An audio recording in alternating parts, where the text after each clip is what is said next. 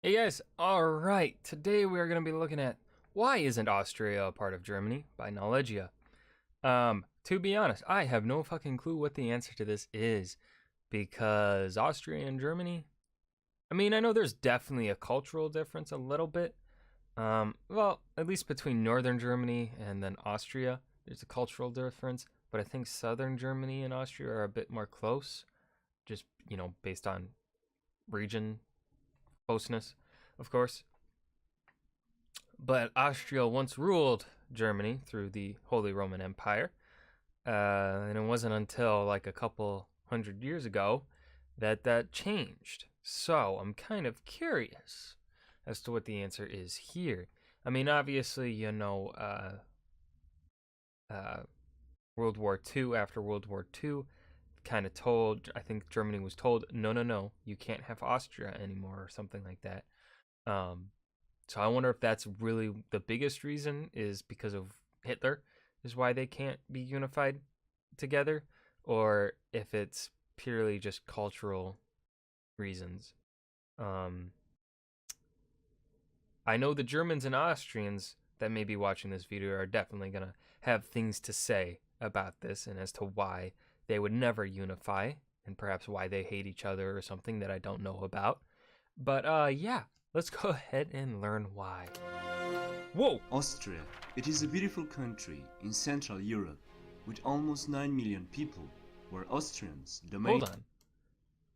This is a different guy's voice. This isn't the voice I'm used to. Huh. ethnic group, are around 83% of the population. Austrians, in German Österreicher, are a Germanic nation, an ethnic group native to modern Austria. The German language is spoken by these people. There isn't a language called the Austrian language. The name of this country, Österreich, derives from the Old High German, which meant Eastern Realm, and appeared for the first time in a document of the year 1996. Austria is an old state dating back hundreds of years ago, being one of the German duchies and states which were present in Central Europe, and it was part of the Holy Roman Empire. But after some centuries, and I'm going to present some details in a few minutes, due to some historical facts sprinkled with some nationalism, the German state was born and the ethnic ideal of the Germans had been reached. But Austria didn't join Germany. Somehow, somewhere things didn't click, as in that times and as today. Austrians are related as ethnic Germans. They are speaking the language and they have similar traditions and culture. Of course, some differences existed and still exist in German space from north to south, but you get the idea. Knowing all this, we can ask ourselves, why isn't Austria part of Germany? Well, that's why I came here to learn. To find the answer, we have to dig deep into history. This land was part of the Frankish Empire, which collapsed at some point and was divided in three parts. West Francia, which will I just love that answer. It collapsed at some point. I say that too a lot of times with kingdoms and stuff in history. They just Western Rome, it fell at some point. become France, Middle Francia, which will be divided and annexed in time, and East Francia, which will become the German kingdom, later known as the Holy Roman Empire. Austria came under the rule of the German king Rudolf I of Habsburg, beginning a dynasty that would last through 7 centuries. The 15th and early 16th century saw considerable expansion of the Habsburg territories. By the 16th centuries, Austria had also inherited the kingdoms of Bohemia and Hungary, and in the next decades the state had difficult times in war and diplomacy against the Ottomans or anti-Habsburgs, but they managed that tough situation pretty well, and slowly in time, Austria became bigger and surely a big power in the region, Became and the thick. biggest German force. After the Napoleonic Wars, the Holy Roman Empire ceased to exist, and Congress of Vienna was held in order to create a long peace in Europe. After this Congress, Austria became part of the German Confederation, which was an association of 39 German-speaking states in Central Europe. But Austria wasn't the single German power in the region anymore. The Confederation was weakened by revolution and by rivalry between Kingdom of Prussia and the Austrian Empire. In 1848, revolutions by liberals and those revolutions, nationalists attempted to establish a unified German state with a progressive liberal constitution under the Frankfurt Convention, but it was a failure. The German state wasn't established yet. The Austro-Prussian War happened in 1866, in which Prussia imposed as the major German power.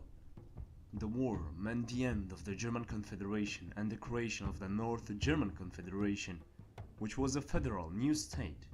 This was a Prussian attempt to form the German nation. In the Austrian case, the Austria-Hungary Compromise happened, in which Hungary re-established its sovereignty after some centuries. The German Empire, or Deutsche Reich, was established in 1871 after a war between Prussia and France.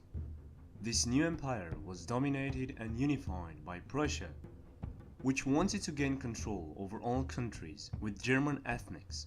They were ruled by the family of Hohenzollern. Meanwhile, Austria was a country ruled by the Habsburgs, and still a big power.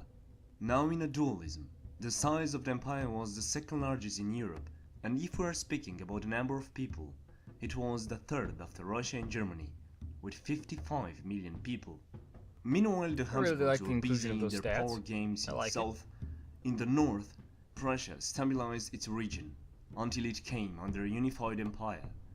So politics and ideologies of some royal families were critical in what would happen in the history of Germans. The German Empire was mainly based on German ethnicity and nationality.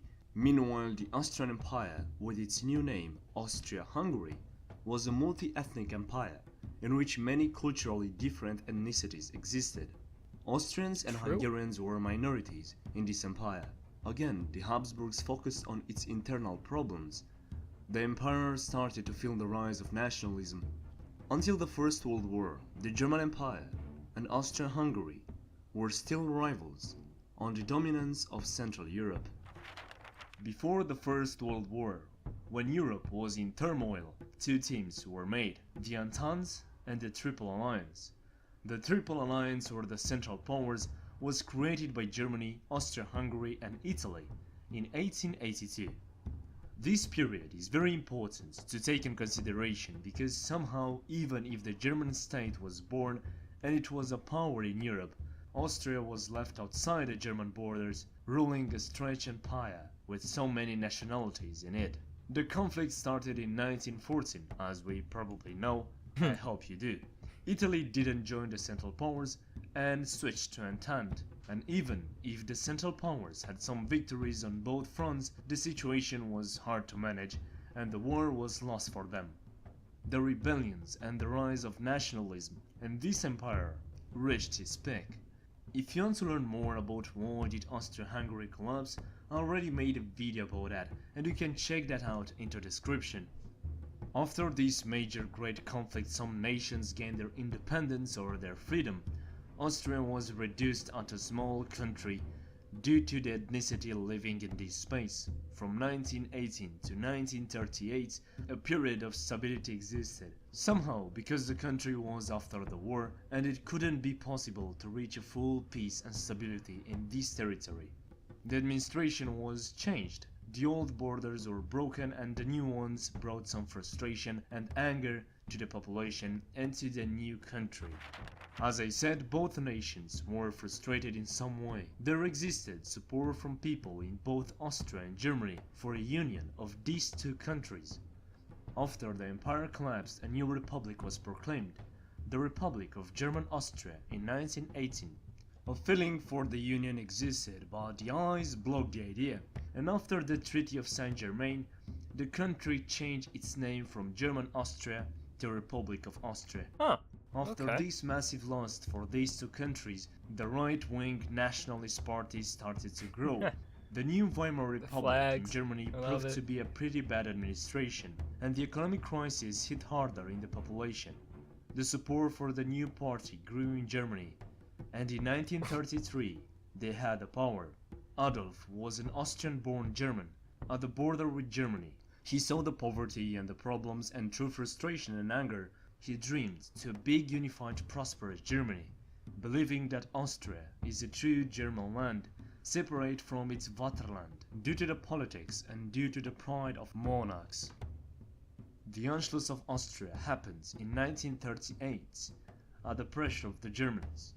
But even some of the Austrians who wanted this union at that time, believing that with this union the total German unification could bring more wealth, happiness and prosperity.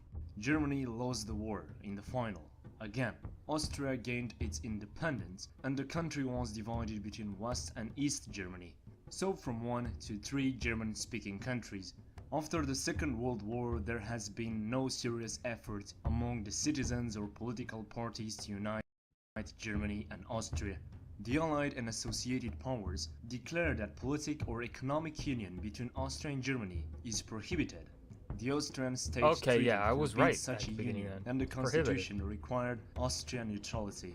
Austria began to develop a separate national identity from Germany. In 1987, just 6% identified as Germans. Also, many more know that they are speaking the German language, they are brothers or same people by ethnicity. But Austria maintained itself separated, having a big history behind, in which wasn't part Okay, of an so I guess my unified prediction Germany. at the beginning was These reasons about pretty its correct. history, plus in addition the fact that they managed to remain separated after the Second World War, developing its identity, plus the fact that they are focusing more on differences instead of similarities. Knowing that a slightly difference in accent and in language exists here and there, and because of religion which could be a major role in their separation, both nations are EU Forgot and about that Schengen one. members, and the people have the free will to pass from one to another country. Practically these countries have no such restrictions, and it's like a real one country but with separate governments. In this case for many, a union could be seen as uselessness. What do you think about that? Should Germans from both countries unite or stay the same? Tell me in the comment section. Thanks for watching, I hope That was a good video. This was more really about Austrian and German, their relationship throughout history and their separation throughout history is what I got. But yeah, he did answer the question at the end there a little bit. Essentially, the Austrians, they've grown a separate identity, especially post World War II.